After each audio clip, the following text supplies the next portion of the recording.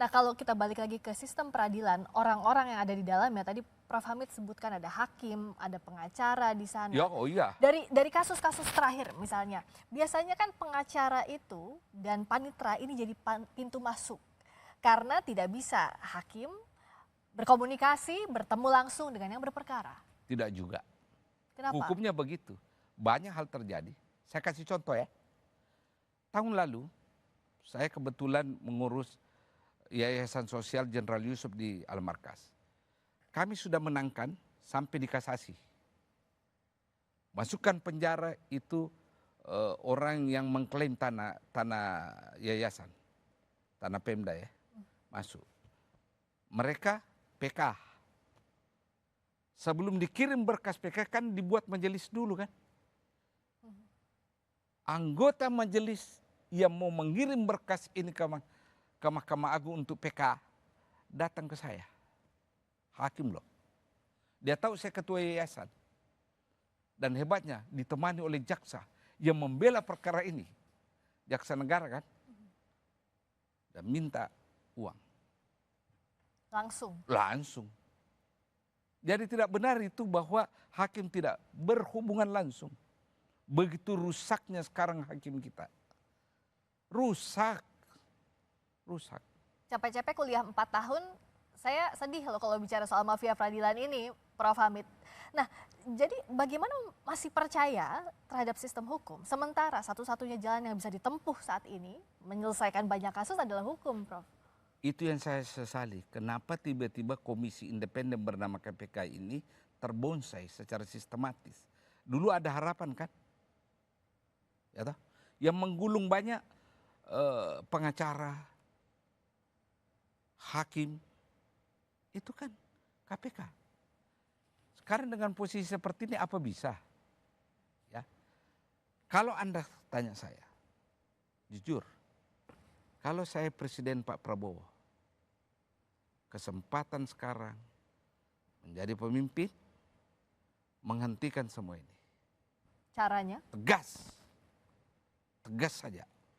Dengan cara kasus-kasus besar, ya, proses terus, jangan hilang di tengah jalan. Kasih contoh.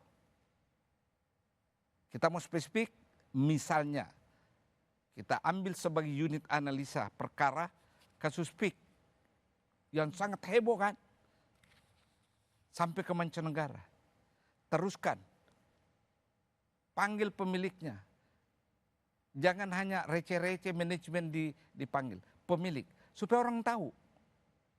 Oh, memang serius Presiden Republik Indonesia ini. Tidak tebang pilih. Tidak tebang pilih. Hanya itu caranya sekarang. Oke. Ya, untuk melawan sistem yang sudah terbentuk sedemikian rupa yang korup ini, Presiden ambil alih komando sekarang. Tunjukkan. Untuk membuktikan bukan rule by law, tapi rule of law. Rule of law. Saya mau kasus ini terus. Jangan tiba-tiba hilang. Begitu juga kasus-kasus lain.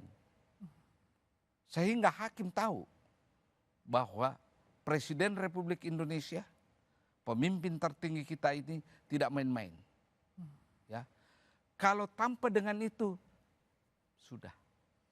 Ini sudah jadi sistem kebobrokan hukum kita ini. Jangan sampai eksekusi hukum kita.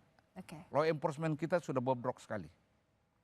Ya. Penegakan hukum tidak boleh tebang pilih. The President must be determined untuk eksekusi. Dengan kasus-kasus, mulai kasus besar. Okay. Go all the way down until the end. Jangan tiba-tiba hilang. Karena begitu hilang, semua akan mengatakan, gampang. Kita tidak diapa-apakan kok. Mulai pengacara, aparat birokrasi, hakim, dan sebagainya dan seterusnya. Karena begini ya, Friska, ya. Jaksa berbuat A karena dia bilang, polisi kan sebagai penyidik juga begitu. Okay. Nah, hakim yang berbaju hitam, masa kalian saja yang dapat, kami enggak? Lalu pengadilan negeri, pengadilan tinggi. Jangan sampai jadi lingkaran setan dan tidak ada ujungnya gitu ya, Prof. Dan sekarang mafia peradilan tahu nggak modusnya? Dia tidak peduli kalah di pengadilan negeri, kalah di pengadilan tinggi. Dia tunggu level kasasi supaya kurang uang keluar. Ya. Dia bom di di level kasasi. Itu yang terjadi. Ya. Ya Oke, sekarang ini.